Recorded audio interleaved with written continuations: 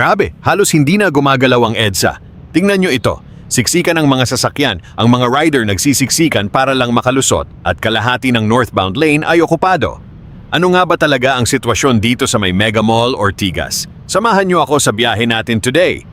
Pero bago tayo makarating dito, nasa office pa lang ako dito sa Makati, may mga balita na agad na sobrang traffic na raw ang EDSA. So ako naman, nag-iisip na ng pwede kong gawing alternate route para makaiwas sa traffic. Pero maya-maya, sabi ko sa sarili ko, hindi, EDSA tayo, on ang camera, let's go, ha. Siyempre, para makita natin ang totoong sitwasyon sa kalsada at ma-share ko rin sa inyo kung ano ang nararanasan ng mga motorista at kapwa riders ngayong araw.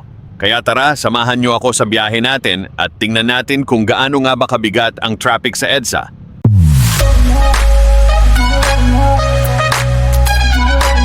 What's up mga ka-JSD? Ride na naman tayo ngayong araw. Nandito tayo ngayon sa may Mega Mall, Ortigas at build up ang traffic sa northbound ng EDSA. Makikita ninyo, halos bumper to bumper na ang mga sasakyan. Kahit saan ka tumingin, puro kotse, bus, truck at motorsiklo.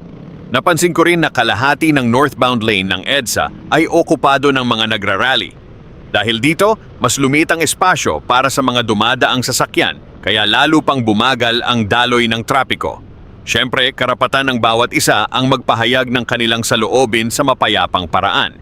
Pero habang may ganitong mga pangyayari, hindi rin natin maiiwasang maapektuhan ang libu-libong commuters, riders, delivery riders, empleyado at mga taong may importanteng pupuntahan.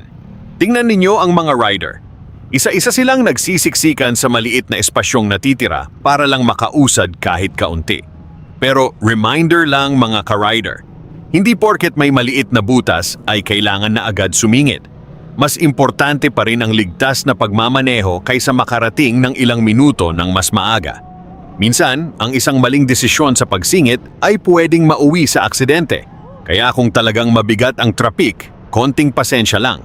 Darating din tayo sa ating pupuntahan. Ang traffic ay parte na ng buhay ng maraming Pilipino, lalo na sa Metro Manila. Hindi man natin kontrolado ang sitwasyon sa kalsada, kontrolado naman natin ang ating disiplina, respeto sa kapwa motorista at tamang pag-iingat. Sa huli, mas mahalaga pa rin ang makauwi ng ligtas kaysa makauwi ng mas mabilis. This is JSD Vlogs. Ride safe lagi, maging responsable sa kalsada at tandaan, ang tunay na magandang biyahe ay iyong ligtas kang nakakarating sa iyong destinasyon. Hanggang sa susunod nating ride. But